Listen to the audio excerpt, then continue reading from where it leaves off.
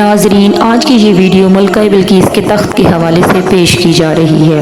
اس video کے آخر میں آپ جانیں گے کہ ملکہ بلقیس کا تخت اس وقت کہاں ہے۔ ناظرین، آج سے ہزاروں سال قبل جزیرہ عرب کے جنوبی علاقوں میں یمن کے گرد و نواح میں ایک شہر آباد تھا جسے سبا کہتے تھے، اور وہاں آباد لوگوں کو قوم سبا کہہ کر پکارا جاتا تھا۔ یہاں کے لوگ نہایت رحمتوں اور راحتوں میں تھے۔ ہر طرف لہلہاتی فصلیں اور پھلوں سے لدے ہوئے درخت موجود تھے، مگر یہ قوم شرک میں مبتلا تھی اور سورج کی پوجا کرتی تھی۔ جب وہاں کے بادشاہ شرجیل بن مالک کی موت ہوئی تو اس کی بیٹی بلقیس نے حکومت کی باغ ڈور سنبھال لی۔ بعض مورخین نے لکھا ہے کہ بلقیس کے والدین میں سے ایک جنات میں سے تھے، مگر اس نظریے پر کوئی واضح دلائل نہیں ملتے۔ ملکہ بلقیس ایک قابل عورت تھی جس نے یمن پر 9 سال تک نہایت خوبصورتی سے حکومت کی۔ دنیا کے بیشتر علاقوں میں جو تجارت ہوتی تھی وہ سبائیوں کے ہاتھ میں تھی۔ یہی وجہ تھی کہ یہ قوم نہایت دولت مند تھی۔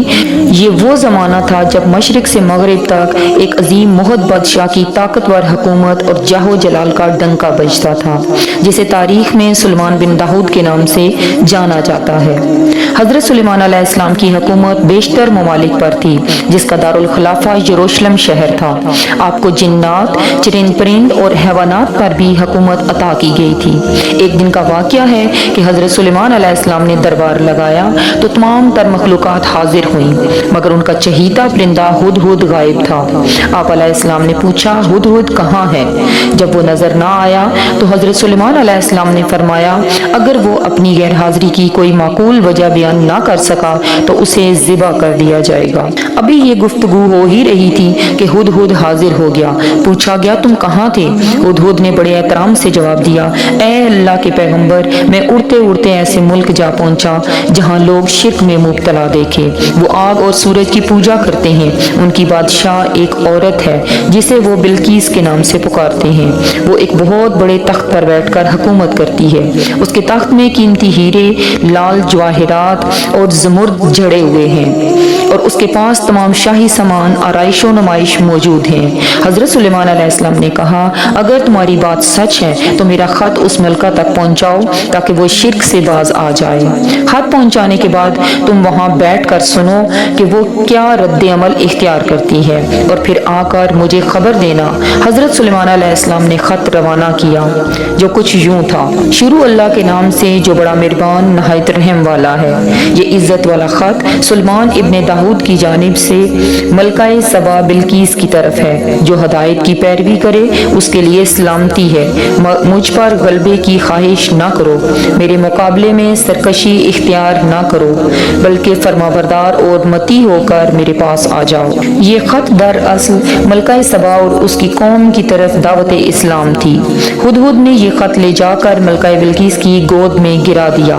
ملکہ کے دربار میں اس وقت 300 کے قریب سردار بیٹھے تھے۔ انہوں نے جب یہ خط پڑھا تو وہ طیش میں آ گئے اور کہا کہ یہ ہماری توہین ہے، ہمیں اس کا سخت جواب دینا چاہیے۔ مگر ملکہ بلقیس بہت سمجھدار تھی۔ اس نے انہیں سمجھایا کہ خط سے پتہ چل رہا ہے کہ یہ کوئی عام شخص نہیں بلکہ خدا کا کوئی پیغمبر ہے، لہٰذا میں حکمت سے کام لینا چاہتی ہوں۔ اس نے کہا، میں حضرت سلیمان علیہ السلام کی طرف ایک تحفہ بھیجتی ہوں، اگر انہوں نے قبول کر لیا تو وہ بادشاہ ہے، میں اس سے جنگ کروں گی، لیکن اگر انہوں نے تحفہ قبول نہ کیا تو میں ان کی پیروی کروں گی کیونکہ وہ نبی ہے۔ ہدہد نے یہ سب کچھ سن لیا۔ اس نے جا کر ساری بات حضرت سلیمان علیہ السلام کو بتا دی۔ حضرت سلیمان علیہ السلام نے جنات کو حکم دیا کہ شہر میں داخل ہونے والے تمام راستوں پر سونے چاندی کی اینٹوں کا فرش بچھا دیا جائے۔ راستے کے دونوں جانب سونے کے عجیب الخلقت جانور کھڑے کر دیے جائیں۔ وزراء اور عمال سلطنت کی تمام تر کرسیوں کو سونے کا کر دیا جائے۔ دربار کو ہیرے جواہرات سے مزین کیا جائے۔ ادھر بلقیس نے حضرت سلیمان علیہ السلام کے لیے طائف روانہ کیے، جن میں سونے کی اینٹیں، جواہرات، غلام، کنیزیں اور ملکہ کا ایک خط بھی تھا۔ جب یہ تمام طائف لے کر قاصد حضرت سلیمان علیہ السلام کے دربار میں پہنچے تو انہوں نے یہ سب دیکھا تو شرمندہ ہوئے۔ حضرت سلیمان علیہ السلام نے ملکہ کے قاصدوں سے کہا، کیا تم لوگ مال سے میری مدد کرنا چاہتے ہو؟ مگر دیکھ لو، جو کچھ اللہ نے مجھے دے رکھا ہے وہ اس سے بھی زیادہ ہے جو تمہیں دیا ہے، لہٰذا تمہارا تحفہ تمہیں مبارک ہو۔ اب تم اپنے طائف کے ساتھ واپس جاؤ اور اپنی ملکہ سے کہنا ہمارا انتظار کرے، ہم ایک زبردست لشکر لے کر آئیں گے۔ جب یہ خبر ملکہ بلقیس تک پہنچی تو وہ سمجھ گئی کہ واقعی یہ اللہ کے نبی ہیں، لہٰذا اس نے جنگ کی بجائے حضرت سلیمان علیہ السلام کے دربار میں حاضر ہو کر اپنی اطاعت کا یقین دلانے کا فیصلہ کر لیا۔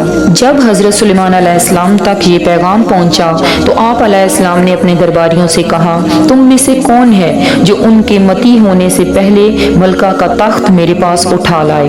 ایک دیو ہیکل جن نے کہا، آپ کے دربار برخاست کرنے سے پہلے میں اسے لا سکتا ہوں، میں اس کام کی پوری طاقت رکھتا ہوں اور امانت دار بھی ہوں۔ ایک اور شخص جس کے پاس کتاب کا علم تھا، اس نے کہا، میں تخت آپ کو آپ کے پلک چھپکنے سے پہلے ہی لا دوں گا۔ پھر حضرت سلیمان علیہ السلام نے اس تخت کو اپنے پاس رکھا ہوا دیکھا تو پکار اٹھے، یہ میرے پروردگار کا فضل ہے تاکہ وہ مجھے آزمائے کہ میں شکر کرتا ہوں کہ ناشکری، اور جو شکر کرتا ہے تو اس کا شکر اس کے اپنے لیے ہی مفید ہے، اور اگر کوئی ناشکری کرے تو میرا پروردگار بے نیاز ہے، وہ اپنی ذات میں بزرگ و برتر ہے۔ مفسرین کے مطابق وہ شخص حضرت سلیمان علیہ السلام کا کوئی دوست تھا جس کا نام آصف بن بلخیہ بتایا جاتا ہے، اور بعض نے لکھا ہے کہ وہ آپ علیہ السلام کا خالہ زاد بھائی تھا۔ کہا جاتا ہے کہ ملکہ بلقیس کے تخت کی لمبائی 80 ہاتھ اور عرض 40 ہاتھ اور اونچائی 30 ہاتھ تھی، اس میں موتی، سرخ یاقوت، سبز مرد جھڑے ہوئے تھے۔ حضرت سلیمان علیہ السلام نے اس تخت میں رد و بدل کیا اور اسے پہلے سے بھی بہتر بنا دیا۔ جب ملکہ بلقیس حضرت سلیمان علیہ السلام کے دربار میں حاضر ہوئیں تو آپ علیہ السلام نے پوچھا، کیا تمہارا تخت بھی اسی طرح کا ہے؟ تو اس نے کہا کہ یہ تو گویا ہو بہو وہی ہے، اور ہمیں تو پہلے ہی معلوم ہو گیا تھا اور ہم فرمانبردار ہو چکے ہیں۔ ملکہ بلقیس کے آنے سے پہلے حضرت سلیمان علیہ السلام نے ایسی عمارت بنانے کا حکم دیا جس کا فرش شیشے کا ہو، نیچے پانی جاری ہو، پانی میں مچھلیاں اور دوسرے آبی جانور ہوں۔ حضرت سلیمان علیہ السلام اس عمارت میں اپنے شاہی تخت پر جلوہ افروز تھے۔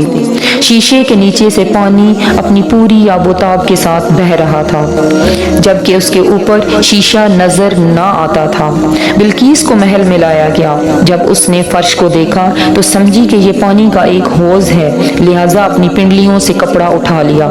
سلیمان علیہ السلام نے کہا، یہ تو شیشے کا چکنا فرش ہے۔ تب وہ شرمندہ ہوئی اور بول اٹھی، اے میرے پروردگار، میں سورج کی پوجا کر کے اپنے اوپر ظلم کرتی رہی ہوں، اور اب میں نے سلیمان علیہ السلام کے ساتھ اللہ رب العزت کی اطاعت قبول کر لی ہے۔